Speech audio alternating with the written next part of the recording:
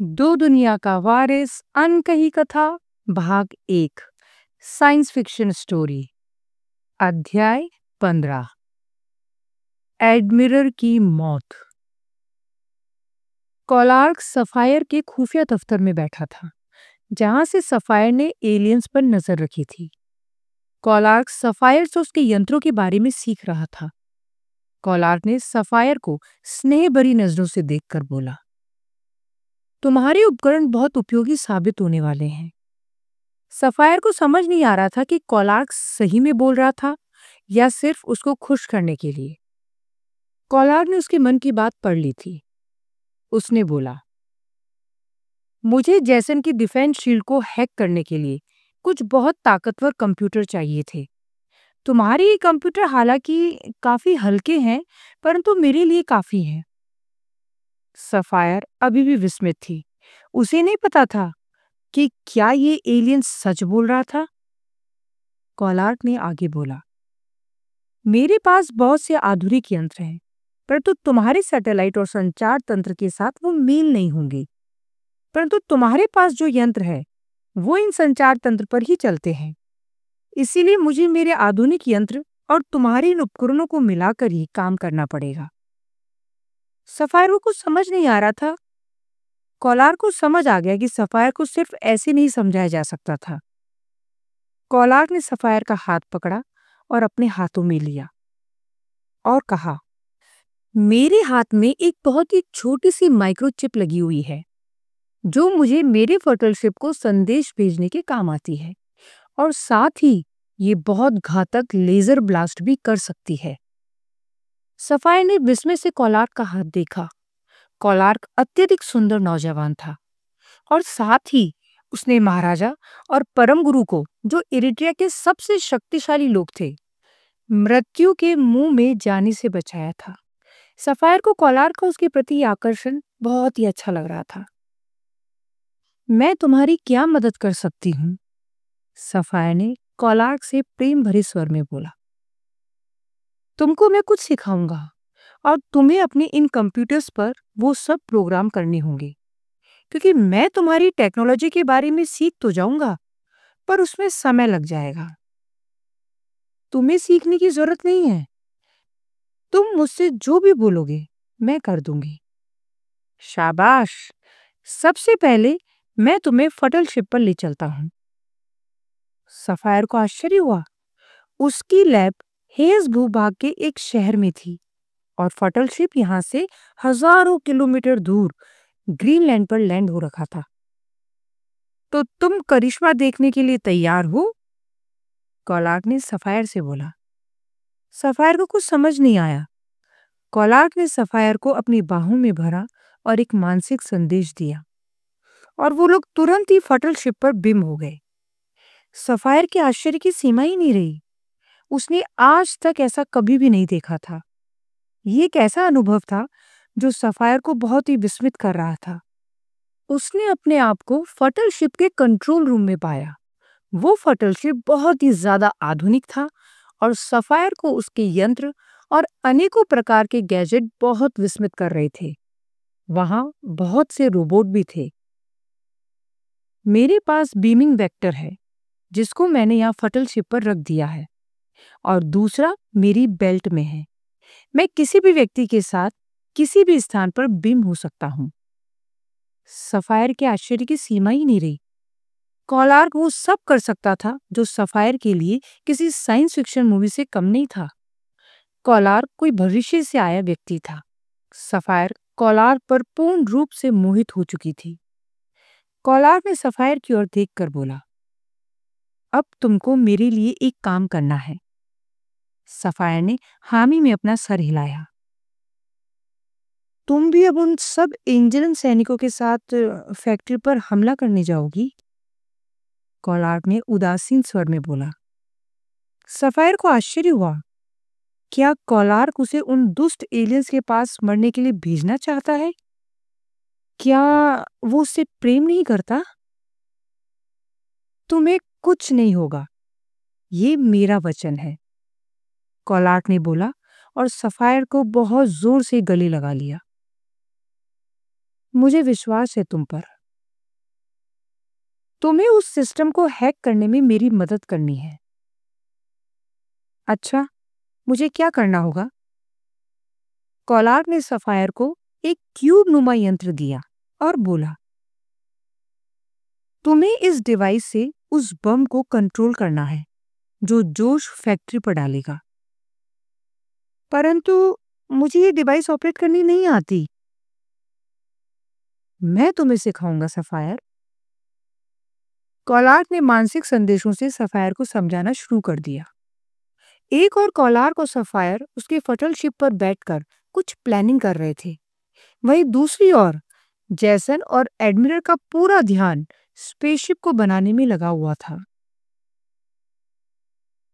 जैसन को इरिट्रिया पर लैंड किए हुए अब 30 दिन हो चुके थे। उसने पूरी तरह से इरिट्रिया प्लेनेट को तबाह कर दिया था। सबसे ज्यादा नुकसान हेयस भूभाग को हुआ था। अजय सेना ने हेयस भूभाग पर आतंक मचा रखा था। हालांकि अब अधिकतर सैनिक फैक्ट्री के आसपास ही किलेबंदी में रहते थे, फिर भी 10-12 सैनिक हेयस के अलग अलग स्थान पर जाकर बमबारी करते रहते थे।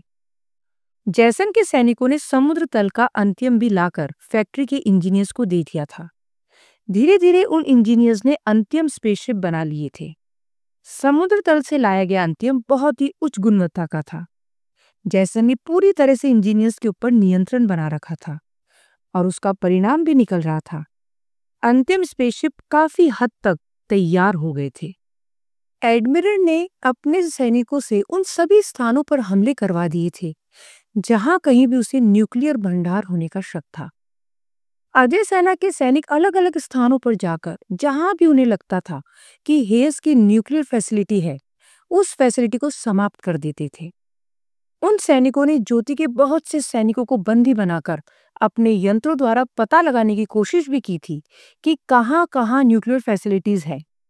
अजय सेना का एक भी सैनिक ज्योति के सैनिकों द्वारा आहत नहीं हुआ था और इतने दिनों के युद्ध में हेयस पूरी तरह बर्बाद हो चुका था।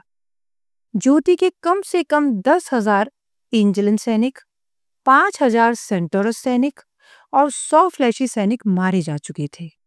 महाराजा और परम गुरु ने लगभग हार मान ही ली थी, परंतु फिर भी जैसन को कहीं ना कहीं कुछ सता रहा था। उसने एडमिरल को अपने चैम्बर में बुलाया और बोला, तुम्हें क्या लगता है वो मिलान या मर्कल जो भी आया है क्या कर रहा है? जैसन, मैंने पता लगवाया कि मैकाबर अधिकतर ग्रीनलैंड में योगी बाबा नामक एक फ्लैशी की कुटिया में रहते हैं। इसका मतलब वो मिलान या मर्कल भी वहीं आया हुआ है। तो क्या अजय सेना को बोलकर वहां हमला करवा दे? परंतु जैसन, हमारी सेना फैक्ट्री की सुरक्षा में लगी हुई है।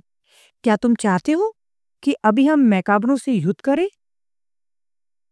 मैं उन मैकाबरों को निस्तानाबूद कर दूंगा। जैसन बहुत ही क्रोध में चिल्लाया।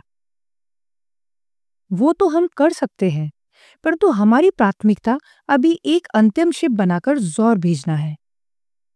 एडमिरल बहुत ही शांत भाव से बोली। जैसन सोच में पड़ गया। उसे समझ नहीं आ रहा था कि वो क्या करे। एक तरफ उसे लग रहा था कि वो मर्कल या मिलान जो भी आया है कहीं बाजी पलट ना दे। जैसन को अपने आप पर बहुत ज्यादा शंका हो रही थी। तुम्हें क्या लगता है एडमिरल, कुछ दिनों से इतनी शांति क्यों है? बस जैसन, मुझे भी इसी बात का डर लग रहा है। ये लोग इतने दिनों से शांत क्यों बैठे हैं? उस मछली और चिड़िया को भी तुम्हारे सैनिक पकड़कर नहीं ला पाए। जैसन अकस्मात चिल्लाया। एडमिरल ने जैसन की बात को अनसुना कर दिया, परंतु वो सोच में पड़ गई थी कि परम गुरु और महाराजा को मैकाबरों ने छुड़ाए हुए 5 दिन हो चुके थे। इतने दिनों में सब कुछ शांति था, जो कि एडमिरल को कुछ ठीक नहीं लग रहा था। हम ऐसा करते हैं कि योगी बाबा की कुटिया पर हमला कर देते हैं, एडमिरल बोली। अभी तो तुम कह रही थी कि क्यों अपनी सुरक्षा कम करें। हाँ जैसन, परंतु अब मुझे लग रहा है कि यदि हमने हमला नहीं किया तो हम पर हमला हो सकता है। ठीक है, जो करना है करो। मैं स्पेसशिप का निरीक्षण करने जा रहा हूं।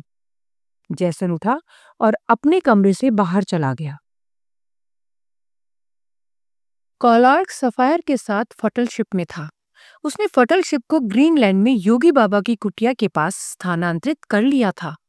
साथ ही सफायर के ऑफिस के अनेकों कंप्यूटर, संचार साधन तथा बड़े टेलीस्कोप आदि वो फटल शिप में ले आया था। सफायर ने भी जल्दी बहुत कुछ सीख लिया था और वो कॉलार्क को पूरी तरह से मदद कर रही थी। सफायर एक कुशाग्र बुद्धि की मालकिन थी। ऐसे ही नहीं, वो स्पेस प्रोग्राम की हेड थी। कॉलार्क सफायर के साथ एक जीप में बैठकर अपने फटल शिप से उस स्थान पर आ गया जहां बाकी सभी लोग उपस्थित थे। सभी को सफायर और कॉलार्क की नजदीकी दिख रही थी, परंतु कोई भी कुछ नहीं बोल रहा था। सफायर का महत्व अब महाराजा से भी ज्यादा बढ़ गया था। महाराजा को ये सब पसंद नहीं आ रहा था, परंतु उनके पास अब कोई और चारा नहीं था। अधिकतर सैनिक इत्यादि अब सफायर से ही आज्ञा लेते थे और उसी के आदेशों को मानते थे।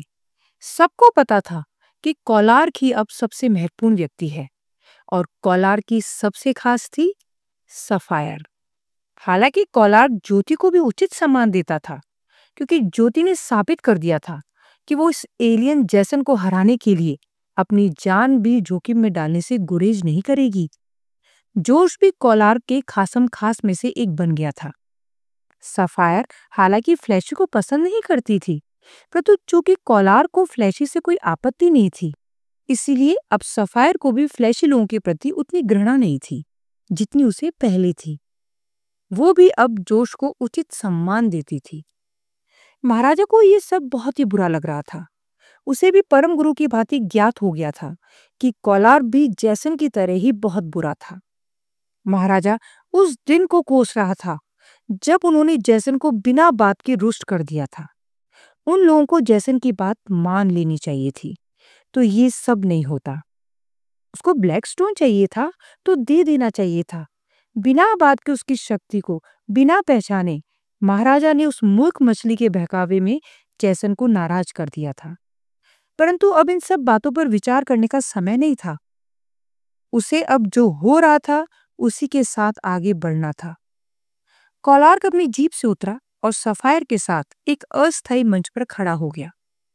हालांकि वहां माइक था, परंतु कॉलार्क ने सभी को टेलीपैथी द्वारा संदेश भेजा। आप सब लोग आज देखेंगे कैसे हम ज्योति के नेतृत्व में उस क्रूर जैसन को पहला झटका देंगे। सभी लोगों ने जोर जोर से तालियां बजानी शुरू कर दी। कॉलार्क की उपस्थिति के कारण ज्योति की सेना में बहुत जोश बढ़ गया था। कॉलार्क ने महाराजा का नाम नहीं लिया, अपितु ज्योति का लिया था। महाराजा को ये बात भी बुरी लगी, परंतु वो चुप ही बैठे रहे। कॉलार्क ने आगे बोला, आप लोग आज से उस क्रूर एलियन से डरना भूल जाएंगे। अब डरने की बारी उस क्रूर एलियन की है। कॉलार्क की इन बातों से सभी में जोश भर दिया था। सभी जोर जोर से नारे लगाने लगे। सभी लोगों को अब लगने लगा था कि एलियन का कुछ नुकसान किया जा सकता था। बहुत से लोग अभी भी संशयित थे। किंग हीरा, क्वीन जोबा आदि भी वहां मौजूद थे। कॉलार्क ने बोला, मैं आप सबको बता दूं कि मैं किंग हीरा का भी आभारी हूं, क्योंकि उन्होंने भी अपनी पूरी सेना ज्योति को दे दी है और उनके इस भाव का मैं पूरे हृदय से सम्मान करता हूं। सभी लोग जोर जोर से तालियां बजाने लगे।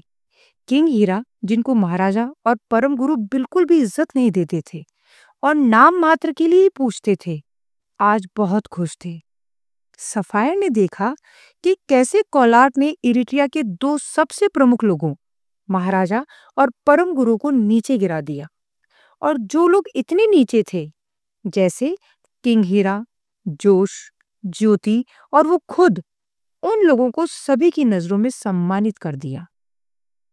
कॉलार्क ने फिर जोश की ओर देखकर बोला, तुम तैयार हो? जी सर। जोश ने जोर से कॉलार्क को सैल्यूट किया और बोला। कॉलार्क ने ज्योति की ओर देखकर बोला, तुम्हारे सभी सैनिक तैयार हैं? बिल्कुल कॉलार्क। ठीक है, यहां से गिरी पर्वत लगभग 120 किलोमीटर दूर है। मैं ये दूरी मात्र 20 मिनट में पूरी कर लूंगा। जोश उत्साह से बोला, हाँ, परंतु मुझे तुम्हारे सभी फाइटर पायलट्स चाहिए। तुम अकेले गए तो टारगेट हो जाओगे। कोलार्क बोला, मेरे पास 25 फाइटर जेट्स हैं। ज्योति ने बीच में बोला, तुम्हारी पूरी फौज को बोल दो कि जमीन से, आकाश से, हर तरफ से फैक्ट्री पर हमला कर दे। जोश, तुम और बाकी 25 फाइटर जेट भी आक्रमण करोगे, और मेरे मैकाबर भी। इस आक्रमण में तुमको फैक्ट्री पर गिरना है। ऐसे गिरना मानो तुम्हें हिट हुआ हो। तुम गिरोगे तो ऑटो सकर तुम्हारे मलबे को सक करने के लिए एक तरंग छोड़ेगा। सफायर पास में ही उड़ रही होगी, परंतु हमले में भाग नहीं लेगी।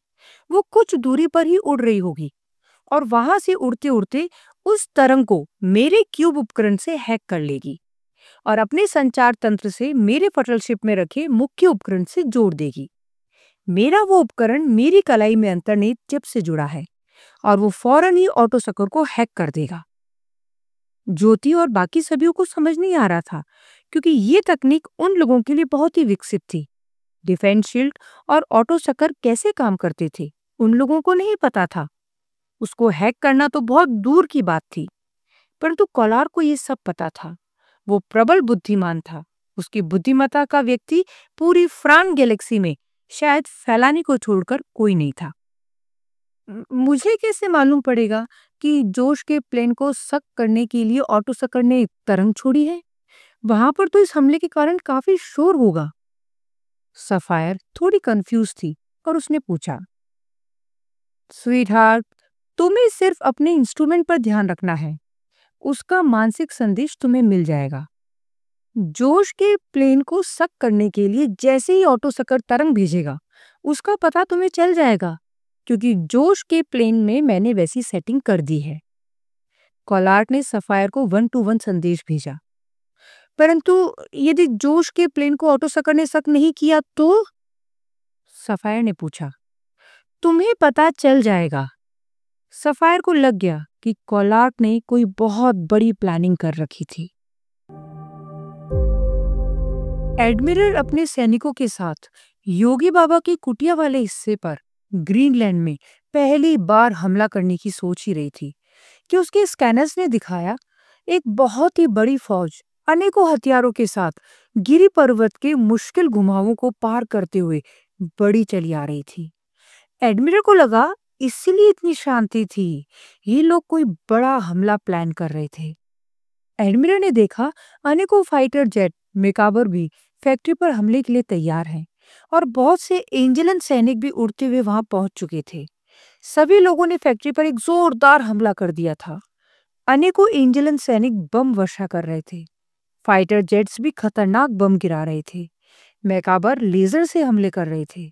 सेंटोरस तेजी से फायर करते हुए घोड़ों की भांति दौड़ते हुए आ रहे थे, और फ्लैशी सैनिक अपनी जीपों पर बैठकर फायर करते हुए आगे बढ़ रहे थे।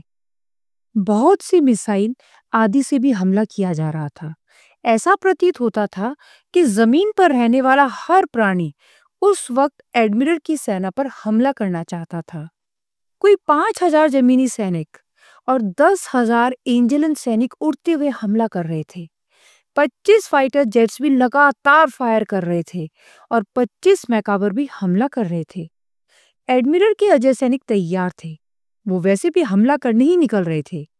उन सैनिकों ने अपने को 25-25 की 3 टोलियों में बांट लिया था। 25 सैनिक एंजेलन और फाइटर जेट से लड़ने हवा में उड़ गए।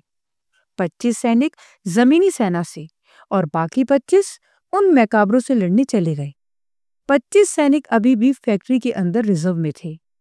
हमला भयंकर था, परंतु हमले का प्रत्युत्तर उससे भी ज्यादा घातक था। 25 अजय सैनिकों ने हजारों लेजर फायर किए, और कुछ ही मिनटों में उन सटीक हमलों से हजारों एंजेलन सैनिक पृथ्वी पर गिर गए थे। उनकी ये लीला समाप्त हो गई थी।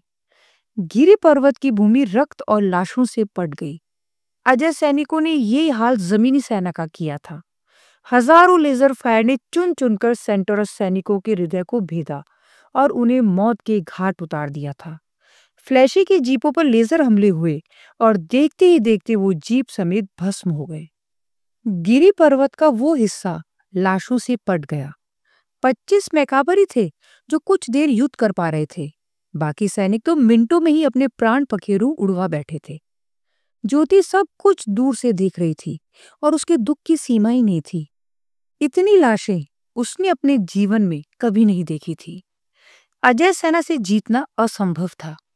कुछ मैकाबर जो अजय सेना को चकमा देकर फैक्ट्री के अत्यधिक नजदीक आ रहे थे, उन पर डिफेंस शील्ड भी हमला कर रही थी। एडमिरल जैसन के पास गई और बोली, हम पर बहुत भीषण हमला हुआ है, परंतु स्थिति काबू में है। एडमिरल, मुझे छोटी छोटी बातों की अपडेट मत दिया करो। मैं अभी स्पेसशिप बनाने के कार्य का निरीक्षण कर रहा हूँ। इन बेवकूफ इंजीनियर्स को कुछ नहीं आता। अंतिम का भंडार लाकर देने पर भी स्पेसशिप ही नहीं बना पा रहे हैं।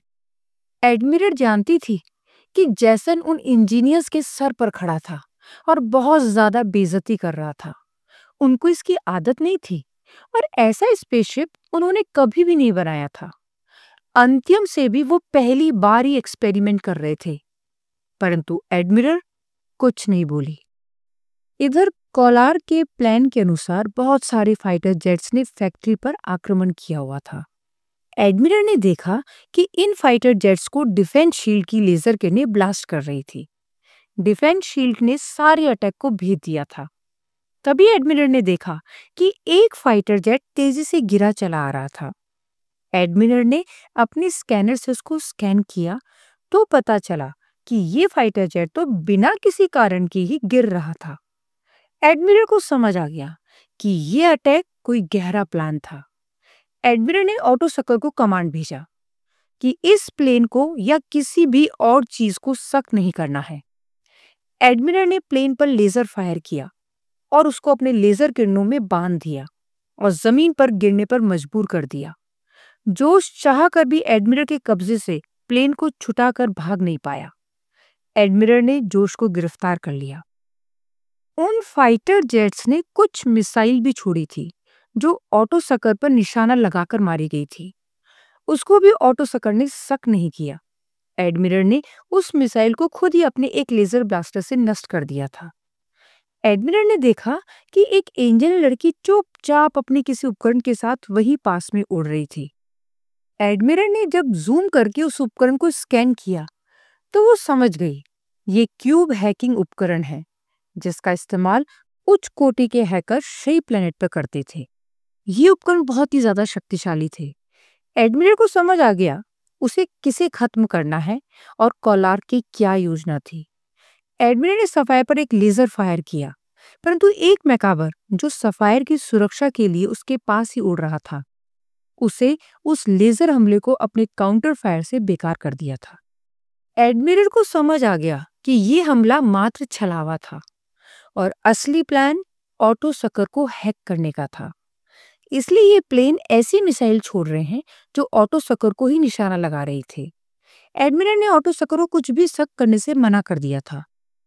ऑटो सकर ने सख्त तरंग ही नहीं भेजी और अब सारा मलबा फैक्ट्री पर जमीन पर ही गिर रहा था। एडमिरल ने सभी फाइटर जेट्स और बाकी मैकाबर को जल्द ही मारने का आदेश अपने सैनिकों को दे दिया था। कुछ मिनटों में ही मैकाबर वहां से भाग गए थे और उन्होंने सफायर को घेर लिया था ताकि उसे किसी भी हमले से बचा सके। एडमिरल को समझ आ गया कि सफायर को जल्द ही खत्म करना होगा। उसने अपने अजय सैनिकों को आदेश दिया कि सफायर को समाप्त कर दें और साथ ही उन मैकाबरों को जो भी उसे बचाने की कोशिश कर रहे हैं। अजय सैनिक वहां पहुंच गए और उन मैकाबरों पर हमला कर दिया। सफायर को उन मैकाबरों ने अपने बीच छुपा रखा था, परंतु उन मैकाबरों की हिम्मत नहीं थी कि वो बहुत देर तक उन अजय सैनिकों का मुकाबला कर सके। कुछ मिनटों में ही वो सब सफायर को छोड़कर अपनी जान बचाकर भाग गए। सफायर अब किसी भी पल मारी जा सकती थी। उसका जीवन समाप्त होने ही वाला था, परंतु वो भागी नहीं और अपने यंत्र को देखती रही। उसे इंतजार था उस पल का जब वो ऑटो सकर को हैक कर ले। उसे अपने जीवन की चिंता नहीं थी, परंतु वो कोलार के लिए उस ऑटो सकर को हैक करके ही मरना चाहती थी। इधर जोश जो फैक्ट्री पर एडमिरल की कैद किए प्लेन में लैंड कर गया था, अपना शर्ट उतारकर बहुत जोर से चीखा, एडमिरल कोलार का प्लान विफल करने ही वाली थी और सफायर को मारकर कोलार को बहुत बड़ा दुख देने वाली थी जब जोश ने उसका ध्यान भटकाया। जोश ने एक बम जो अपने शरीर पर बांध रखा था हवा में फेंक दिया। उस बम को जोश ने एक रिमोट कंट्रोल से कमांड देकर ब्लास्ट करने का आदेश दे दिया था। हर प्रकार की कोशिश करने के बावजूद भी एडमिरल उस बम को स्कैन नहीं कर पा रही थी। उसे समझ नहीं आ रहा था कि यह बम क्या था। बम अभी हवा में ही था और ऐसा प्रतीत हो रहा था कि ब्लास्ट होने ही वाला था। एडमिरल को लगा कि हो सकता है ये बम घातक एनर्जी या रेडिएशन छोड़े जो फैक्ट्री को नुकसान पहुंचा दे। क्योंकि एडमिरल उस बम को स्कैन नहीं कर पाई थी, इसलिए वो अत्यधिक चिंतित थी। साथ ही उसे जैसन की मनोस्थिति का भी पता था कि कहीं कुछ छोटी सी भी ऊंच नीच हो गई तो जैसन कहीं बहुत ज्यादा घबरा नहीं जाए। एडमिरल जैसी समझदार और अति शक्तिशाली रोबोट भी अब जैसन के बर्ताव के कारण अनिर्णय के दलदल में फंस गई थी। कोलार की बुद्धिमत्ता का कोई पार ही नहीं था। एक तरफ सफायर किसी भी पल ऑटो सकर को हैक करने को तैयार थी और दूसरी तरफ एक ऐसा बम जिसे शक नहीं किया गया तो हो सकता है वो बम फैक्ट्री को उड़ा दे। एडमिरल बहुत बड़ी उलझन में थी। उसे लगा यदि ऑटो सकर हैक हो भी गया तो वो उसे ठीक कर लेगी, परंतु यदि इस बम के रेडिएशन ने कुछ घातक हमला कर दिया और फैक्ट्री को या अंतिम शिप्स को जो काफी हद तक बन गए थे नुकसान पहुंचा दिया तो वो बहुत अधिक बुरा होगा। समय बहुत ही ज्यादा कम था। वो बम किसी भी क्षण ब्लास्ट हो सकता था। एडमिरल को लगा जोश फैक्ट्री को नष्ट करने के लिए कुछ बहुत अलग तरीके का हमला कर रहा था और जोश फैक्ट्री को उड़ाने के लिए आया है, इसलिए चुपचाप नीचे गिर रहा था। एडमिरल ने तुरंत ऑटो सकर को कमांड दिया और जोश के उस बम को ऑटो सकर ने सक कर लिया। एडमिरल से बस यही चूक हो गई। कोलार का यही प्लान था। वो बम असलियत में ऑटो सकर में वायरस पहुंचाने के लिए मात्र एक छलावा था। जैसे ही ऑटो सकर की तरंग निकलकर उस बम को छुआ, सफायर के यंत्र ने उसे संदेश दे दिया और सफायर ने बग छोड़ दिया। ऑटो सकर में वायरस पहुंच चुका था। कोलार को संदेश मिल गया था। वो अपने फटल शिप पर से ये सब मॉनिटर कर रहा था। सफायर ने अपने दूर संचार सैटेलाइट को उसके फटल शिप से जोड़ दिया था। जैसे ही उसने देखा कि सफायर ने बग ऑटो सकर में डाल दिया है, उसने सफायर को बीम कर लिया। अजय सैनिकों ने सफायर पर लेजर फायर कर दिया था, परंतु इससे पहले लेजर किरणें सफायर का हृदय चीर पाते वो बीम होकर फटल शिप पर पहुंच चुकी थी। कोलार को सफायर ने मिलकर सिर्फ एक बग से जैसन के सबसे मजबूत कवच को धाराशायी कर दिया था। ऑटो सकर और डिफेंस शील्ड हैक हो चुके थे। एडमिरल के होश उड़ गए। उसने जोश को बेतहाशा मारना चालू कर दिया। वो जोश को लेकर जैसन के पास चली गई। ऑटो सकर और डिफेंस शील्ड एक साथ बेकार हो गए? धर्मा ने आश्चर्य से पूछा। वो अपने स्थान से उठा और यहां वहां घूमने लग गया। हाँ धर्मा, जैसन की डिफेंस शील्ड और ऑटो सकर जुड़े हुए थे। डिफेंस शील्ड किसी भी आक्रमण पर काउंटर हमला करती थी और जो भी मलबा या एनर्जी या रेडिएशन उत्पन्न होता वो ऑटो सकर सक कर लेता था। इससे फैक्ट्री को किसी भी प्रकार का कोई नुकसान नहीं होता था। कोलार को पता था कि किस प्रकार के बग से ये दोनों चीजें एक साथ बेकार हो सकती है। फिर तो ज्योति फैक्ट्री पर न्यूक्लियर हमला कर सकती है। जैसन के पास कोई डिफेंस नहीं है, धर्मा ने उत्सुकता से पूछा। हाँ धर्मा, परंतु अजय सेना ने अधिकतर न्यूक्लियर प्लांट्स को खत्म कर दिया था और एडमिरल जल्द ही डिफेंस शील्ड और ऑटो सकर को ठीक कर लेगी। उतने समय तक हालांकि जैसन की फैक्ट्री रिस्क पर थी, परंतु अजय सेना के सैनिक मुस्तैद थे। तारा ने एक बड़े सोफे पर आराम से पैर फैलाकर लेटते हुए जवाब दिया। कोलार ने जैसन को अच्छी टक्कर दी थी, धर्मा ने कहा। कोलार को समझ आ गया था कि उसको एडमिरल को रास्ते से हटाना होगा, क्योंकि जो डिफेंस शील्ड और ऑटो सकर उसने खराब किए थे उसको सिर्फ एडमिरल ही ठीक कर सकती थी। इसीलिए जोश ने अपने आप को पकड़वाया। कोलार ने ये बात किसी से नहीं कही थी। महाराजा और ज्योति को भी नहीं पता था कि असली प्लान क्या है। धर्मा बोला, हाँ धर्मा, कोलार बहुत ही शातिर खिलाड़ी था। तारा ने आगे की कहानी सुनाई। जैसन ने जोश को बुरी तरह मारना चालू कर दिया। इसकी एक एक बोटी काट कर तड़पा तड़पा कर मार डालो। जैसन चीखा, सर मैं तो एक मोहरा हूं। हम तो वैसे भी मूर्ति पूजा में नहीं मानते।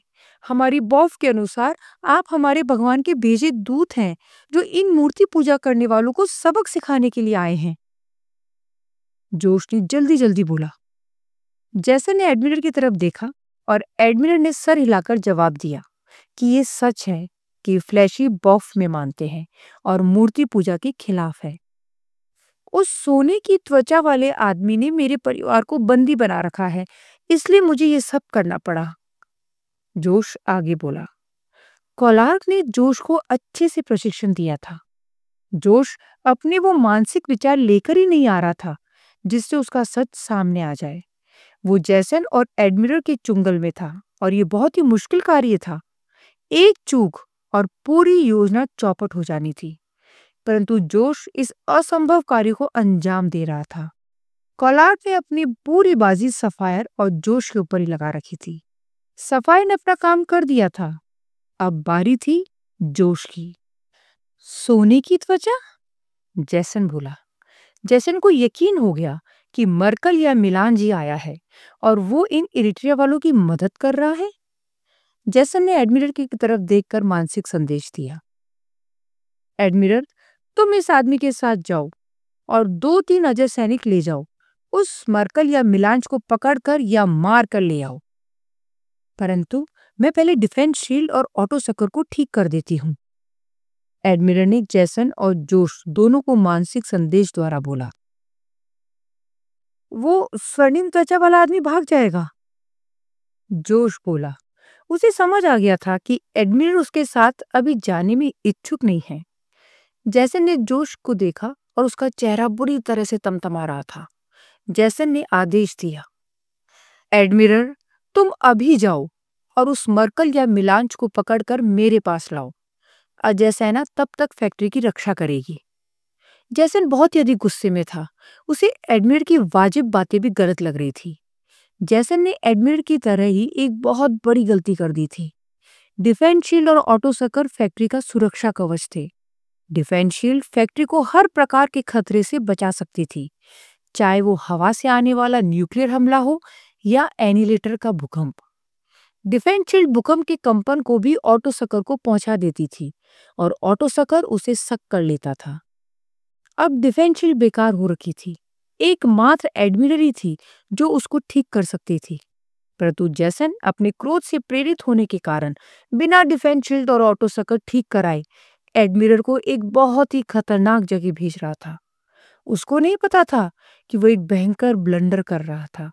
उसने कोलार को बहुत ही कम आंका था और यही गलती उसको इस मिशन में सबसे भारी पड़ने वाली थी।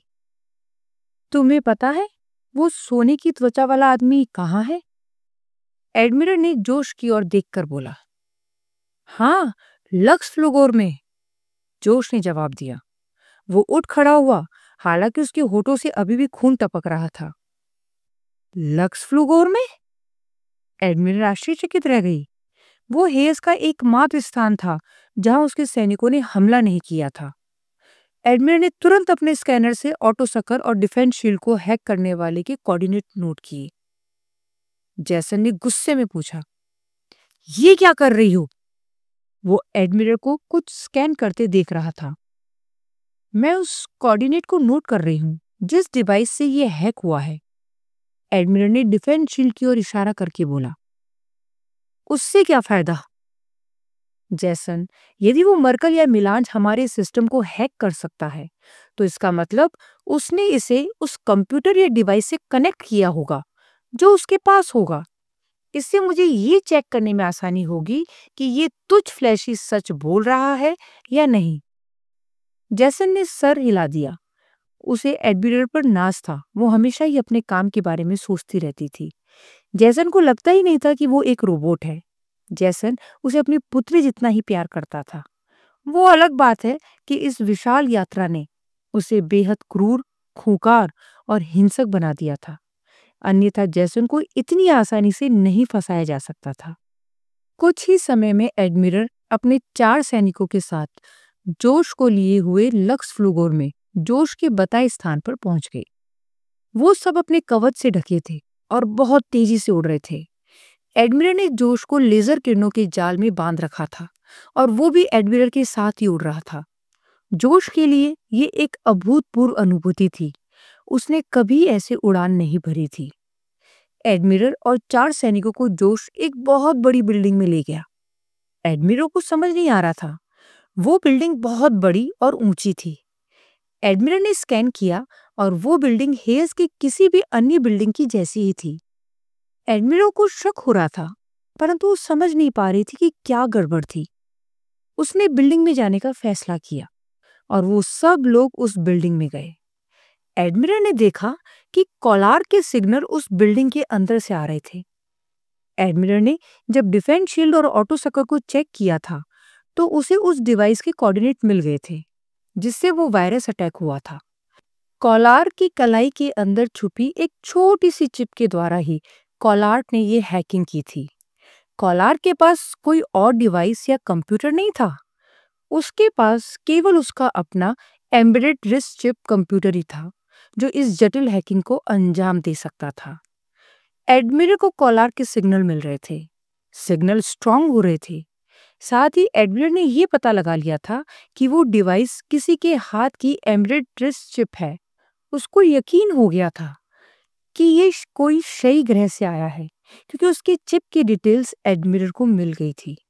एडमिरल के पास इन सब का बहुत ही बड़ा डेटाबेस था। उसको अब यकीन हो गया था कि जोश सच बोल रहा था। यदि वो झूठ बोल रहा होता, तो या तो कोऑर्डिनेट वहां मिलते नहीं, और मिलते तो इरिट्रिया के किसी लोकल कंप्यूटर डिवाइस के, जिसका डेटाबेस एडमिरल के पास नहीं होता। एडमिरल को मालूम पड़ गया कि जोश सच बोल रहा था और वो उसे कोलार के पास ही लेकर जा रहा था। एडमिरल अपनी लाइव फीड जैसन को दे रही थी।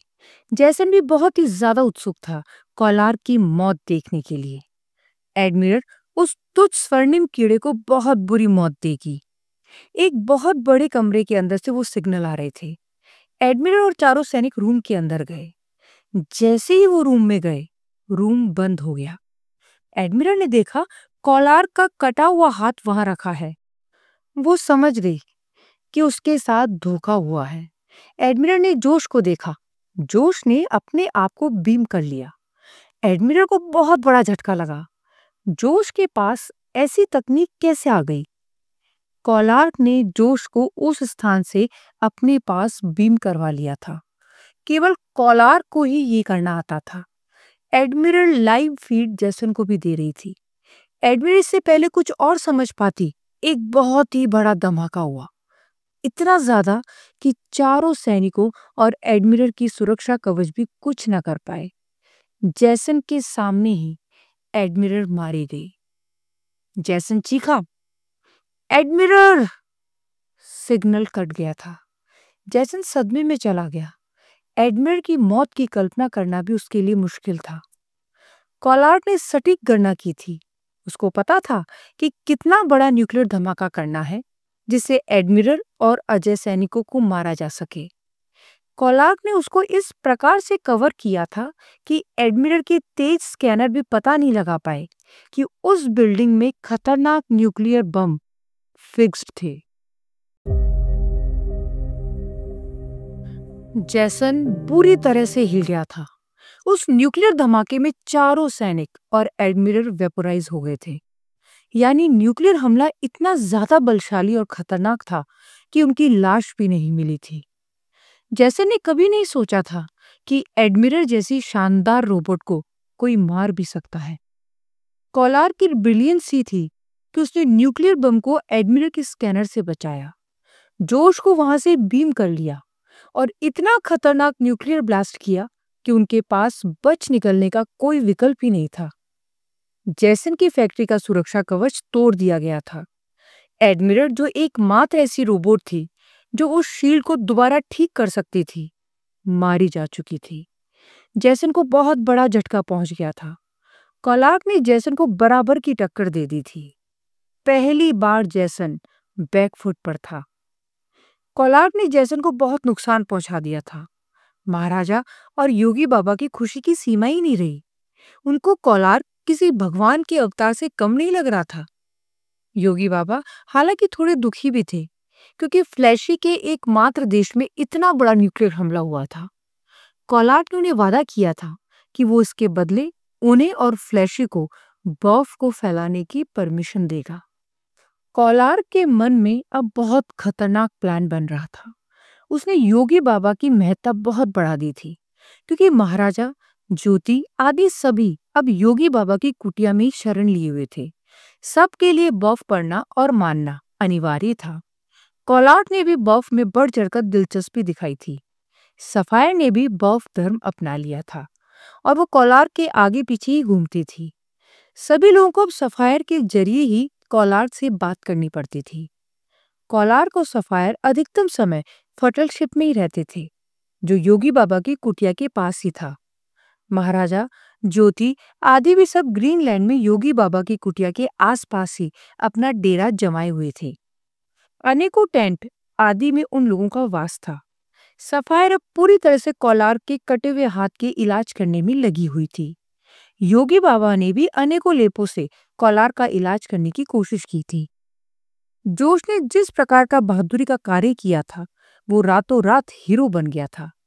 महाराजा ने भी उसे बधाई दी थी। एडमिरल और 4 अजय सैनिकों की मौत ने इरिट्रिया के लोगों में एक अलग ही जोश भर दिया था। एडमिरल और 4 सैनिकों को मारने के लिए कोलार्क ने अपना हाथ काट डाला था।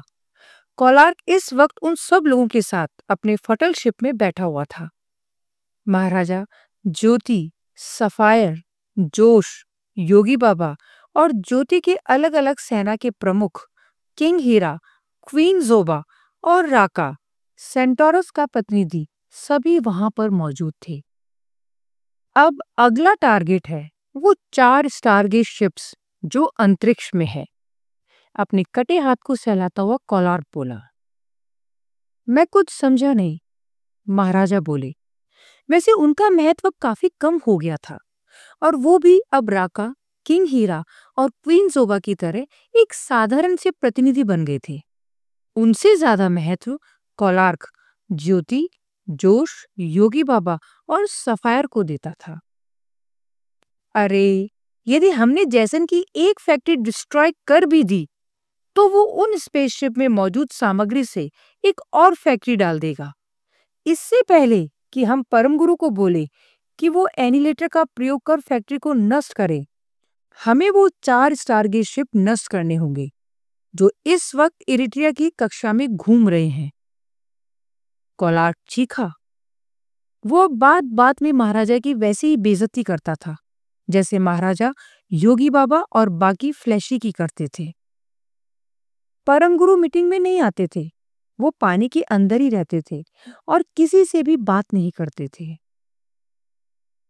परंतु परम गुरु आजकल गायब हो गए हैं। वो किसी से भी कुछ बात नहीं कर रहे हैं। महाराजा बोले। उसके पास अब कोई और विकल्प नहीं था कि वो अपने से भी एक कमजोर लक्ष्य ढूंढे, जिसकी बेइज्जती कोलार्क कर सके और उस पर से लोगों का ध्यान हट सके। वो मछली इतनी जल्दी घबरा गई? वो तो अपने आप को बहुत बड़ा योद्धा मानती थी।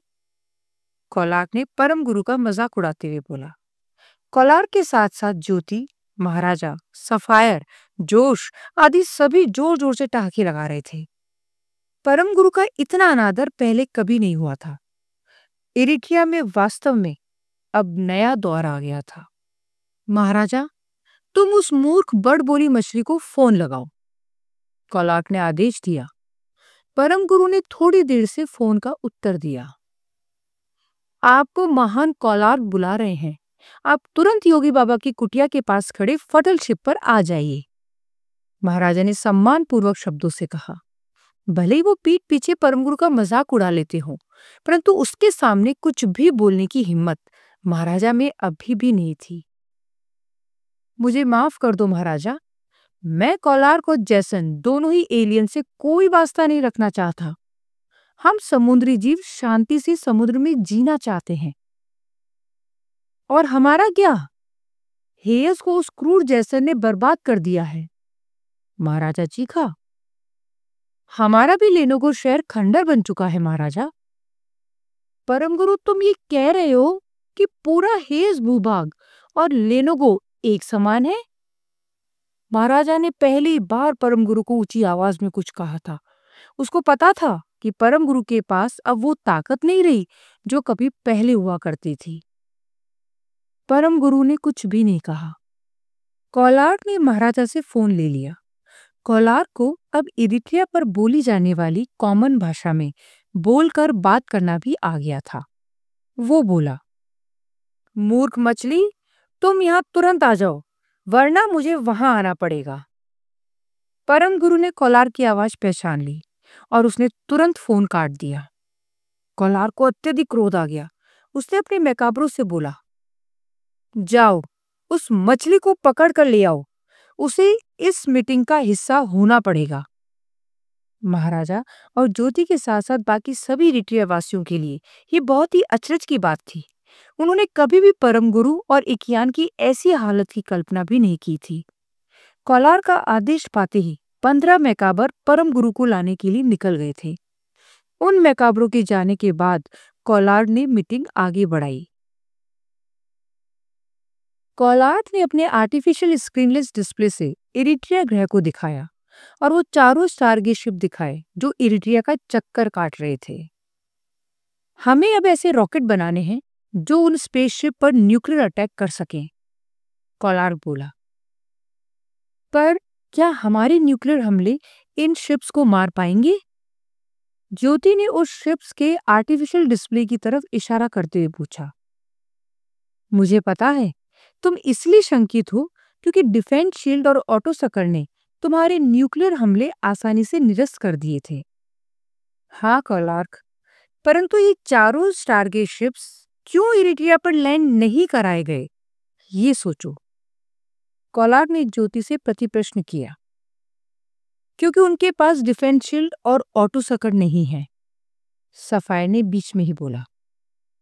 बिल्कुल सही सफायर। कोलार्क ने सफायर के कंधों को हल्के से अपने हाथ से छूते हुए बोला।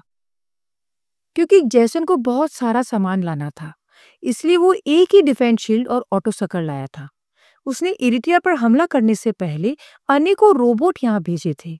उसे पता था कि इरिट्रिया वासी क्या कर सकते हैं और क्या नहीं, कोलार्क बोला। सभी लोगों के आश्चर्य की सीमा ही नहीं रही।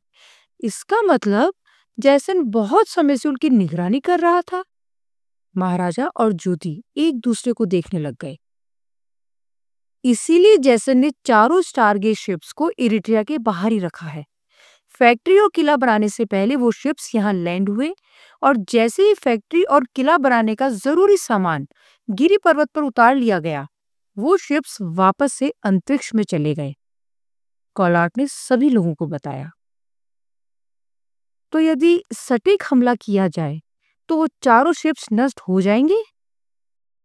एक फ्लैशी वैज्ञानिक जो न्यूक्लियर पेलोड ले जाने वाले रॉकेट बनाने का जानकार था, वो बोला। हाँ, क्योंकि हमने यदि जैसन की ये फैक्ट्री नष्ट कर भी दी तो क्या? उसके अजय सैनिक पहले चुन चुनकर आप सबको मार डालेंगे और फिर शांति से एक और फैक्ट्री बना लेंगे और फिर अपना अंतिम शिप बना लेंगे, कोलार्क ने बोला। इसलिए यदि जैसन को हराना है तो हमें पहले उसके चारों स्टारगेट शिप्स नष्ट करने होंगे और फिर उसकी ये फैक्ट्री, सफायर बोली। हाँ, और अभी अभी जोश और सफायर के कारण एडमिरल की मौत हुई है। जैसन अब कोई हमला नहीं करेगा, वो चुपचाप अपनी स्पेसशिप बनाने में लगा रहेगा क्योंकि वो इस हमले से अब डर गया होगा, कोलार्क ने जोश को देखते हुए और सफायर को अपने दूसरे हाथ से बाहों में लेते हुए सब लोगों को बोला। ज्योति को ये बात अच्छी नहीं लग रही थी कि कोलार्क उसकी सेना का सारा क्रेडिट केवल जोश और सफायर को ही दे रहा था। माना कि उन दोनों ने बहुत प्रमुख भूमिका निभाई थी, परंतु ज्योति के हजारों सैनिकों ने अपनी जान दी थी। कोलार्ड ने ज्योति के मन की बात पढ़ ली थी।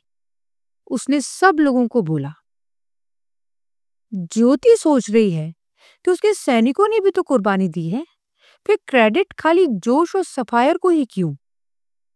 क्योंकि तुम इरिट्रिया के लोगों ने फ्लैशी के साथ भी ऐसा ही किया था। तुम उनकी कुर्बानी भूल गए थे। तुमने सोचा कि केवल महाराजा जो एक एंजेलन है और परम गुरु जो एक इकियान है, यही लोग महत्वपूर्ण हैं। तुमने कभी भी योगी बाबा, किंग हीरा और क्वीन जोबा को महत्व ही नहीं दिया। तुमने हजारों फ्लैशी जो तुम्हारी सेवा में लगे रहे, जो तुम्हारी कृत्रिम विमान में काम आए, तुमने उनको महत्व ही नहीं दिया। तुमने कभी राका जो सेंटोरस है उसको महत्व नहीं दिया। तो अब ये गम क्यों? जो तुम बोगे वो ही पाओगे। कोलाक ने बहुत ही गुस्से में ये मानसिक संदेश दिया था और ये वहां मौजूद सभी लोगों को मिला था। महाराज और ज्योति को भी अपनी गलती का एहसास हो गया था। योगी बाबा कोलार्क से बहुत ही ज्यादा प्रभावित हो गए थे। कोलार्क जैसन के विपरीत न सिर्फ इरिट्रिया का ब्लैकस्टोन चाहता था, परंतु वो इरिट्रिया के सामाजिक ढांचे में जो भेदभाव का बीज था उसे भी मिटाना चाहता था। कोलार्क बहुत ही अलग सोच का मालिक था। वहां एक लंबी खामोशी छा गई। सब लोग अंतर मनन करने में ही लग गए।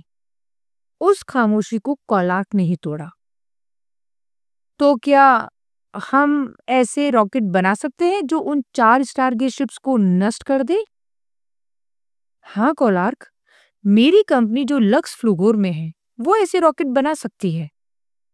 एक फ्लैशी उद्योगपति बोला। ये लोग भी अब कोलार्क का साथ दे रहे थे। कोलार्क सभी को साथ लेकर चलता था और उसकी मीटिंग्स में हर वर्ग का कोई ना कोई प्रतिनिधि अवश्य होता था। लक्स फ्लूगोर वैसे भी जैसन के रडार में नहीं है। मुझे नहीं लगता हेयस के उस छोटे भूभाग में जैसन की अजय सेना ने कोई तबाही मचाई है। ज्योति बोली। हाँ ज्योति, हमारी सभी फैक्ट्री और संसाधन बिल्कुल अप्रभावित है। हम रॉकेट बना सकते हैं और उन्हें बहुत ही जल्दी अंतरिक्ष में 4 स्टारगेट शिप्स पर टकरा भी सकते हैं। परंतु इरिट्रिया ग्रह के पलायन वेग को इतनी तेजी से पार करने के लिए जो ईंधन लगेगा वो है फ्लैश उद्योगपति बोलते बोलते रुक गया। इन्हें ब्लैक स्टोन चाहिए होगा। जोश ने इसका वाक्य पूरा किया। परंतु हमने भी उपग्रह छोड़े हैं बिना ब्लैक स्टोन की मदद के, सफायर बोली। स्वीट हार्ट, तुम लोगों ने जो उपग्रह छोड़े हैं वो बहुत ही बुनियादी हैं।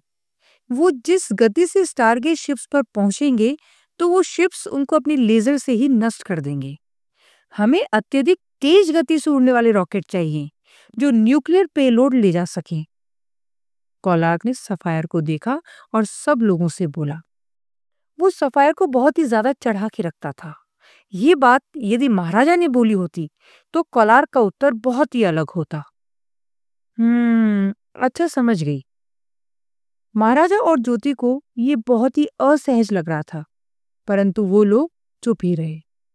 ब्लैक स्टोन के 3 ही मुख्य खदान हैं, गिरी पर्वत में, लेनोगे पानी के अंदर और सरन शहर में। महाराजा ने अपना पक्ष रखा और आगे बोला। गिरी पर्वत पर जैसन ने फैक्ट्री बना रखी है, लेनोगे पर भी अजय सेना का कब्जा है और सरन शहर पर अजय सेना बार बार रेड करके तबाह करती रहती है। वहां से ब्लैकस्टोन लाना। कोलार्क बीच में ही महाराजा की बात काटते हुए बोला। किंग हीरा, तुम ग्रीनलैंड के राजा हो? जी, किंग हीरा ने सर हिलाकर जवाब दिया। तुम्हें इस मिशन के लिए कुछ करना होगा। कोलार्क ने बहुत ही गंभीर स्वर में बोला। सर, आप आदेश दे तो मैं कुछ भी करने के लिए तैयार हूं। उसे बहुत ही गर्व हो रहा था कि कोलार्क उसे कुछ करने के लिए कह रहा है। इरिट्रिया पर केवल महाराजा और परम गुरु की ही चलती थी, परंतु अब कोलार्क ने सभी लोगों को अपने साथ मिला लिया था। उसके पास सभी के लिए कुछ ना कुछ करने को था। क्या ग्रीनलैंड का राजा पूरे ग्रीनलैंड को आदेश दे सकता है कि मूर्ति पूजा अब से नहीं होगी और जो भी मूर्तियां हैं वो तुरंत इस फ्लैशी उद्योगपति की फैक्ट्री में लक्स फ्लूगोर में भेज दी जाएगी? कोलार्क ने अपना आदेश दिया था। सभी लोग बिल्कुल सख्ते में थे। मूर्तियां पूजनीय थी और उन्हें इस प्रकार से फ्लैशी को ईंधन के रूप में देने का विचार ही बेहद संगीन था। इस बात को लेकर पहले भी कई बार दंगे हो चुके थे। किंग हीरा ने जवाब नहीं दिया। कोलार्क ने फिर कहा, किंग हीरा, तुम ऐलान कर दो, जो भी ग्रीनलैंड में रहेगा उसे बर्फ में मानना ही पड़ेगा। परंतु हम बर्फ में नहीं मानते, राका, जो सेंटोरस का प्रतिनिधि था, बोला। कोलार्क का चेहरा तमतमा गया और वो चिल्लाया, जो बर्फ में नहीं मानेगा वो मारा जाएगा। कोलार्क बहुत ही खूंखार स्वर में बोल रहा था। जिसने अजय सेना के 4 सैनिकों को मारा था और जो एडमिरल को मार चुका था, उसको कोई भी रुष्ट नहीं करना चाहता था। अब तो बिल्कुल भी नहीं, क्योंकि सबको पता था जैसन बदला लेगा और वो क्रूर और बेहद खतरनाक था। वहां एक बहुत बड़ी खामोशी छा गई। राका, महाराजा और ज्योति को समझ नहीं आ रहा था कि वो क्या करे। ज्योति के अधिकतर सैनिक मर चुके थे। पूरा हेयस तबाह हो चुका था, क्योंकि अजय सेना बार बार वहां आक्रमण कर रही थी। जमीन पर बचे थे तो सिर्फ ग्रीनलैंड, एक ऐसा बड़ा भूभाग जहां अब कोलार्क की ही चलती थी, और दूसरा लक्स फ्लूगोर, एक फ्लैशी देश जो हेस में था, परंतु जैसन के कहर से दूर। किंग हीरा ने बहुत सोच विचार करने के बाद आखिरकार अपना मत दे ही दिया। ठीक है कोलार्क, मैं अभी आदेश देता हूं। शाबाश किंग हीरा, ये एक साहसिक फैसला है, परंतु कई बार ऐसे फैसले भी बहुत ज्यादा आवश्यक होते हैं। कोलार्क ने अपने हाथ से किंग हीरा की पीठ थपथपाई। कोलार्क आगे बोला, जोश, तुम इस मिशन को लीड करोगे। कुछ फ्लैशी लोगों को ले जाओ और सारे मंदिरों से मूर्तियों को लक्स फ्लूगोर पहुंचवाओ। कोलार्क ने फिर उस फ्लैशी उद्योगपति की तरफ देखा और बोला, मुझे वो रॉकेट जल्दी चाहिए। उन स्पेसशिप को खत्म करना ही होगा। सर, मैं जोश को पल पल की खबर देता रहूंगा। हम बहुत ही जल्दी वो रॉकेट बना लेंगे। बहुत अच्छे। जोश, तुम सफायर से डिटेल्स ले लेना कि न्यूक्लियर पेलोड कितना होना चाहिए। मैंने सफायर को ये सब बता रखा है। कोलार्क ने सफायर की तरफ देखते हुए बोला, बिल्कुल सर। जोश बोला। सफायर ने भी अपना सर हामी में हिला दिया। किंग हीरा को एक तरफ दुख था कि वो पवित्र मूर्तियों को खंडित करवा रहा था, तो दूसरी ओर उसके पास कोई विकल्प भी नहीं था। इसलिए वो अपने आप को सांत्वना भी दे रहा था। हालांकि कोलार्क ने ग्रीनलैंड को बेस बनाया था, इसलिए अब ग्रीनलैंड की अर्थव्यवस्था बहुत ही अच्छी चल रही थी और हेयस पूरी तरह से तबाह हो चुका था। इसलिए भी ग्रीनलैंड की महत्ता बढ़ गई थी। परंतु फिर भी किंग हीरा का मन बहुत ही ज्यादा भारी हो गया था। योगी बाबा बहुत ही ज्यादा खुश थे। उनकी खुशी की तो सीमा ही नहीं रही थी। फ्लैशी लोगों का महत्व काफी बढ़ गया था, खासकर जोश का, वो साहसी कदम जिसने एडमिरल और 4 अजय सैनिकों को मार डाला था, वो चर्चा का विषय था। योगी बाबा का महत्व भी काफी बढ़ गया था, क्योंकि बौफ के प्रवचन और बौफ के रास्ते पर चलने का सही ज्ञान वो ही लोगों को दे रहे थे। योगी बाबा को लग गया कि बौफ वास्तव में सच्ची किताब है। बौफ में लिखा था, वो एकमात्र सच्चा भगवान जल्द ही अपना आदमी भेजेगा जो मूर्ति पूजा को खत्म कर देगा। कोलार्क वो ही आदमी था, स्वर्ण त्वचा वाला, सुंदर दूत। जैसन एडमिरल की मौत से विचलित हो गया था। उसके इंजीनियर्स हालांकि स्पेसशिप बनाने में व्यस्त थे, परंतु जैसन को एक अजीब सी बेचैनी थी। कोलार्क को लगा था कि जैसन अब पूरी तरह से स्पेसशिप बनाने में लग जाएगा। इसके विपरीत जैसन ने अब बदला लेने की ठान ली थी। उसको बदला लेना था कोलार्क से और सभी इरिट्रिया वालों से। अब सिर्फ स्पेसशिप बनाकर जोर भेजना काफी नहीं था। जैसन बहुत ही अप्रत्याशित था और कोलार्क ने यही चूक कर दी थी। उसको नहीं पता था कि जैसन एडमिरल की मौत से इतना विचलित हो जाएगा कि रॉल्फ का मिशन भूलकर सिर्फ इरिट्रिया वासियों से बदला लेने में लग जाएगा। उसने अब तक अपना पूरा ध्यान अंतिम स्पेसशिप बनाने में लगाया था, परंतु अब वो सिर्फ बदला लेना चाहता था। कॉलार्ड ने एडमिरल को मारकर जैसन के इंजीनियर्स पर एहसान कर दिया था।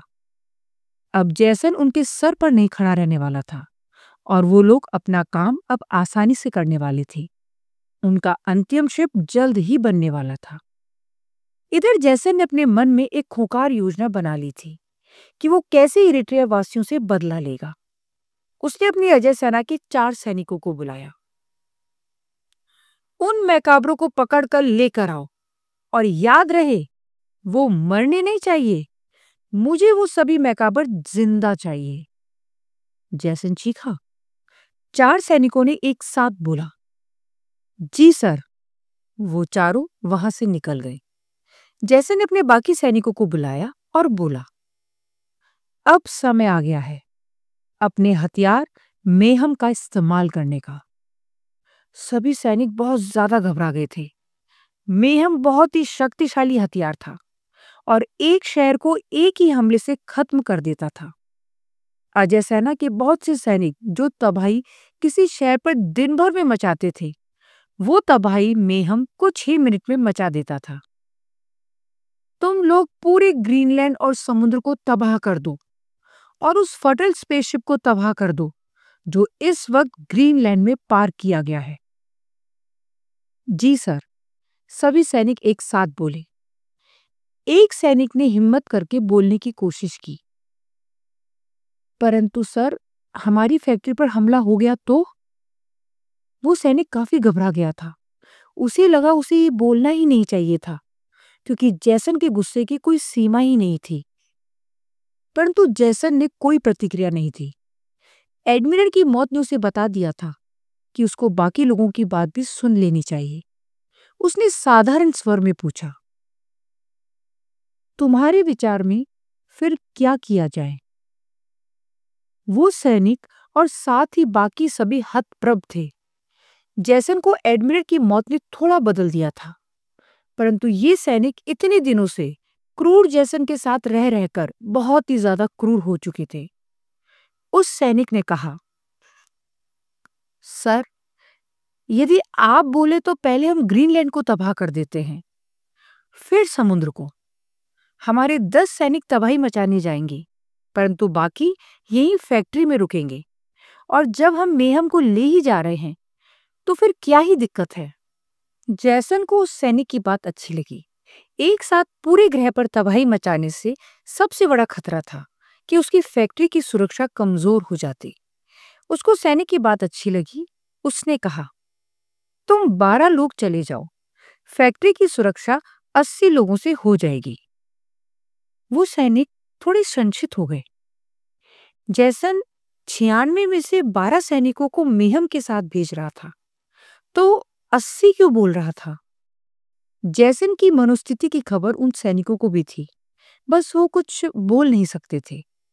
जैसन ने आगे बोला, मैंने अभी 4 अजय सैनिकों को मैकाब्रों के पीछे लगाया है। ठीक है सर, उन सैनिकों ने एक साथ बोला। जैसन ने कुछ बहुत ही ज्यादा खतरनाक प्लान बना लिया था। वो 4 सैनिक ग्रीनलैंड में मैकाब्रों के पास पहुंच गए। मैकाब्रों का पता लगाना कोई मुश्किल नहीं था। वो सभी योगी बाबा की कुटिया और फटल शिप के आसपास ही थे। हालांकि 15 मैकाबर परम गुरु को लाने के लिए समुद्र तल गए हुए थे, बाकी 10 वहीं एक साथ थे। अजय सैनिकों ने उन 10 मैकाबरों पर हमला कर दिया। सफायर अपने संचार तंत्रों से हर पल आसपास नजर रखी हुई थी और उसने तुरंत ही कोलार को मैकाबरों पर अजय सैनिकों के हमले की खबर दे दी थी। परंतु इससे पहले कोई भी कुछ समझता, वो अजय सैनिक एक एक कर मैकाबरों को टारगेट करने लगे। वैसे तो एक ही अजय सैनिक उन 10 मैकाबरों पर भारी पड़ता और 4 अजय सैनिक तो बहुत ही ज्यादा ताकतवर थे। उन मैकाबरों को समझ नहीं आ रहा था कि वो कैसे इनका मुकाबला करें। मैकाबरों के हमले को अजय सैनिक बहुत तेजी से यहां वहां होकर चकमा दे देते थे, परंतु अजय सैनिक के सटीक लेजर प्रहार मैकाबर को लग जाते थे। मैकाबर का सुरक्षा कवच उन हमलों को झेल नहीं पाते थे और मैकाबर को वो प्रहार घायल कर जाते थे। मैकाबर अपनी पूरी शक्ति से उन 4 अजय सैनिकों से लड़ रहे थे, परंतु कुछ ही मिनटों की लड़ाई में ही वो सब घायल हो चुके थे। उनको पीड़ा हो रही थी। उन लोगों ने वहां से भागने की कोशिश भी की, परंतु अजय सैनिकों ने एक घेरा बनाकर उन 10 मैकाबरों को वहीं फंसा लिया। उनको लग गया था कि आज उन सब की मौत आ चुकी है। तभी एक अजय सैनिक ने उन 10 मैकाबरों को मानसिक संदेश भेजा। जैसन, जो रॉल्फ के आदेश से वहां आया था, उसने उन सबको फैक्ट्री पर बुलाया था।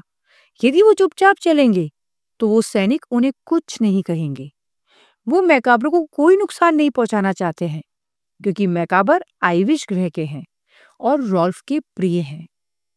मैकाबर को कुछ समझ नहीं आया, परंतु उनको ये लग गया कि ये अजय सैनिक उनको मारना ही चाहते थे तो आसानी से मार सकते थे, परंतु फिर भी उन्होंने उनको घायल ही किया। और हो सकता है कि रॉल्फ ने ही इन लोगों को इस ग्रह पर भेजा हो। मैकाबर पैसे के लिए काम करते थे, परंतु उनको अपनी जान ज्यादा प्यारी थी और रॉल्फ से कोई भी नाराजगी मोल लेकर आइविश पर नहीं रह सकता था। वो सब एक एक करके चुपचाप अजय सैनिकों के सामने समर्पित हो गए। अजय सैनिक उन सब को लेकर तुरंत फैक्ट्री चले गए। कोलार के सामने ही उसके बहुत सारे मैकाबर गिरफ्तार होकर जा चुके थे। सफायर बहुत ज्यादा घबरा गई थी। वो दोनों फटल शिप में बैठकर ये सारा दृश्य देख रहे थे। इधर साथ ही ग्रीनलैंड के अलग अलग शहरों में मेहम ने तबाही मचा दी थी। उसकी खबर भी कोलार को तुरंत मिल गई थी। कोलार को समझ ही नहीं आ रहा था कि जैसन अपनी फैक्ट्री पर ध्यान देने के बजाय इतना उग्र व्यवहार क्यों कर रहा था। जैसन को कोलार हल्के में नहीं ले सकता था। उसने तुरंत ही फटल शिप को और सफायर को सुरक्षित करने की योजना बना ली थी। उसने सफायर को बोला, तुम्हें इस फटल शिप से अंतरिक्ष में जाना होगा। सफायर को कुछ समझ नहीं आया। कोलार ने उसे अपनी बाहों में भर लिया और बोला, जैसन ने मेहम का प्रयोग किया है। ये एक ऐसा हथियार है, शहर के शहर मिनटों में खत्म कर देता है। जल्द ही फटल शिप को भी खत्म कर देगा और मैं ये होने नहीं दूंगा। तुमको इस शिप के बारे में अब काफी कुछ पता चल चुका है। तुम इस शिप को लेकर अंतरिक्ष में चली जाओ, परंतु तुम भी साथ चलो। नहीं सफायर, मुझे अभी जैसन को हराना है। तुम बस एक बात याद रखना, जैसे ही मेरा सिग्नल मिले मुझे फटल शिप पर बीम कर लेना। सफायर को कुछ समझ नहीं आ रहा था। उसने जैसन को कस के गले लगा लिया और वो उसको छोड़कर नहीं जाना चाहती थी, परंतु कोलार के पास समय नहीं था। मेहम ग्रीनलैंड में तबाही मचाते हुए उनके बेहद पास आ गया था।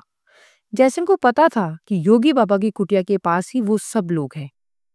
कोलार ने सफायर को बहुत जोर से हक किया और तुरंत ही फटल शिप से बाहर चला गया। सफायर फटल शिप को लेकर अंतरिक्ष में उड़ गई। इधर मेहम ने अपना आतंक मचा रखा था और ग्रीनलैंड को तबाह कर रहा था। कोलार ने जोश को फोन लगाया और बोला, जोश, मुझे तुरंत अपने फाइटर जेट में लक्स फ्लुगोर ले चलो। हमारे सारे फाइटर जेट तो खत्म हो गए हैं।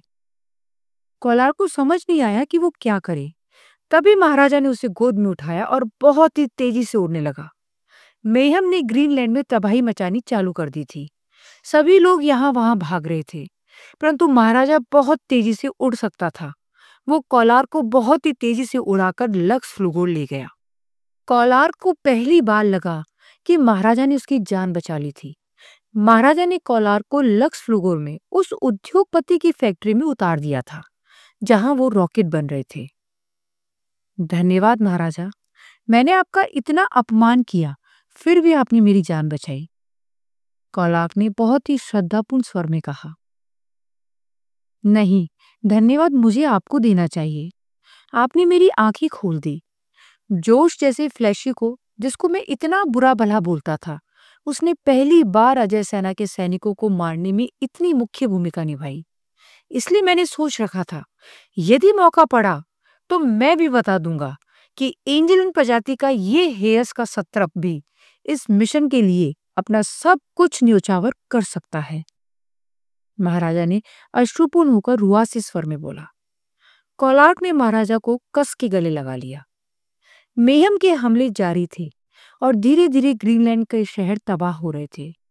किंग हीरा, क्वीन जोबा, ज्योति आदि सभी उड़ उड़कर लक्स फ्लुगोर में आ गए। उन लोगों ने योगी बाबा, सेंटोरस, राका आदि की भी जान बचा ली थी। वो उन सबको उड़ा उड़ाकर अपने साथ ले आए। पहली बार इरिट्रिया के इतिहास में एंजेलिन, सेंटोरस और फ्लैशी एकजुट दिख रहे थे। एलियन हमले ने इरिट्रिया के लिए कुछ तो अच्छा कर दिया था। इधर कुछ मैकाबर जो परम गुरु को पकड़ने के लिए लेनोगो गए थे, परम गुरु को लेकर लक्स फ्लुगोर आ गए थे। कोलार्क ने उन्हें लक्स फ्लुगोर में आने का आदेश दे दिया था। लक्स फ्लुगोर में एक बड़ी मीटिंग रूम में सभी लोग थे और वहां भी परम गुरु के लिए एक बड़े चैम्बर की व्यवस्था कर दी गई थी, जिसमें समुद्री पानी था और बहुत अधिक दबाव, जितना परम गुरु को सहने की आदत है। परम गुरु को हेलमेट भी दिया गया ताकि वो सबसे बात कर सके। मेहम के हमले ने कोलार को बहुत विचलित कर दिया था और उसे पता था कि अब जल्द ही जैसन की फैक्ट्री को तबाह करना होगा। जमीनी हमले कुछ कारागार नहीं थे, क्योंकि मुस्तैद अजय सैनिकों को चकमा देना आसान नहीं था। बिना डिफेंस शील्ड और ऑटो सकर के भी जैसन की फैक्ट्री अजय ही थी। अब केवल परम गुरु और उसका एनिलेटर ही कुछ कर सकते थे। कोलार्क ने परम गुरु को कहा, आपका एनिलेटर प्रज्वलित हो गया? कोलार्क, क्या तुम समुद्री जीवों को इन सब से बाहर रख सकते हो? परम गुरु की स्वार्थी बातें सुनकर कोलार्क के साथ साथ महाराजा, ज्योति, योगी बाबा, किंग हीरा, क्वीन जोबा, राका आदि सभी को बहुत ही गुस्सा आ रहा था। तो तुम इसीलिए मीटिंग में नहीं आ रहे थे? मुझे लगा था कि मछली तैरना ही भूल गई। कोलार्क ने परम गुरु का अपमान करते हुए तंज कस दिया। वहां मौजूद सभी लोग जोर जोर से हंसने लगे। परम गुरु का इतना अपमान कभी नहीं हुआ था। एंजेलिन, सेंटोरस और फ्लैशी सब उन पर हंस रहे थे। ऐसा लग रहा था कि वो सब एक हो गए थे और परम गुरु अकेला पड़ गया था। परम गुरु शांत रहा। तुम एनिलेटर का प्रयोग कर दो जितनी जल्दी हो सके, क्योंकि मेहम बहुत ही जल्द पूरे ग्रह को तबाह कर देगा। नहीं कोलार्क, मुझे और मेरे लोगों को माफ कर दो। हमें तुम लोगों से कुछ लेना देना नहीं है। हम समुद्र में आराम से रहेंगे। परम गुरु ने फिर से करुण स्वर में बोला। एक योद्धा को ऐसी बातें शोभा नहीं देती परम गुरु। महाराजा चिल्लाए। इरिट्रिया पर जैसन का खतरा है और तुम। परम गुरु बीच में बोला। महाराजा, तुम तो खुद कायर हो। इस सोने की चमड़ी वाले जल्लाद की बात मानकर तुमने बौफ अपना लिया, अपना धर्म भूल गए। मूर्ख मछली, मैं तेरी चमड़ी उधेड़ दूंगा। कोलार्क बेहद गुस्से में बोला। परम गुरु पहली बार कोलार्क के सामने गुर्राया। तू ऐसा कुछ नहीं कर सकता। मैं महाराजा की तरह ना तो मूर्ख हूं और ना ही तेरा गुलाम। मुझे पता है कि जैसन की फैक्ट्री को केवल मैं ही एनिलेटर से तबाह कर सकता हूं। एनिलेटर कैसे चलाया जाता है केवल मुझे और मेरे कुछ खास लोगों को ही आता है। और तुम्हें लगता है कि यदि तुम लोग मेरा साथ नहीं दोगे तो मैं जैसन से हार जाऊंगा? कोलार्क ने अंगार भरे स्वर में बोला। हाँ, जैसन को सिर्फ ब्लैक स्टोन चाहिए था, मैं उसे वो दे दूंगा। उसके बदले समुद्र में वो मुझे आराम से रहने देगा। परम गुरु बोला। और जो उसने हेस में इतनी तबाही मचाई, मेरे इतने लोग मार डाले। महाराजा बीच में बोले। वो मेरी समस्या नहीं है। परम गुरु उदासीन स्वर में बोला। महाराजा को बहुत गुस्सा आया। उसने एक गलत व्यक्ति पर भरोसा कर लिया था। तुम एकदम मूर्ख हो। परम गुरु, तेरी जैसी मछली को तो जैसन को परोस ही देना चाहिए था। कोलार्क गुर्राया। तुझे क्या लगता है एडमिरल की मौत के बाद जैसन अब सिर्फ ब्लैकस्टोन लेने से मान जाएगा? मूर्ख, उसने मेहम का प्रयोग किया है, जो अभी ग्रीनलैंड के एक एक शहर और बस्ती को नष्ट कर रहा है। जल्द ही वो समुद्र को भी अपना निशाना बनाएगा। परम गुरु कुछ नहीं बोला। परम गुरु, यदि तुम मेरे किसी काम की नहीं हो तो मैं तुम्हें अभी मार डालता हूं। कोलार्क चिल्लाया। मार डालो, मैं मरने से नहीं डरता, परम गुरु ने निडर होकर कहा। परंतु जो परम गुरु को नहीं पता था वो ये कि कोलार्क एक बहुत ही शातिर खिलाड़ी था। उसने अपने मैकाबर सैनिक को आदेश दिया और उसने परम गुरु पर लेजर से फायर किया। परम गुरु एक विशालकाय मछली कम मनुष्य था, परंतु उस लेजर फायर को नहीं झेल पाया और बेहोश हो गया। कोलार्क के मन में कुछ बहुत खतरनाक चल रहा था।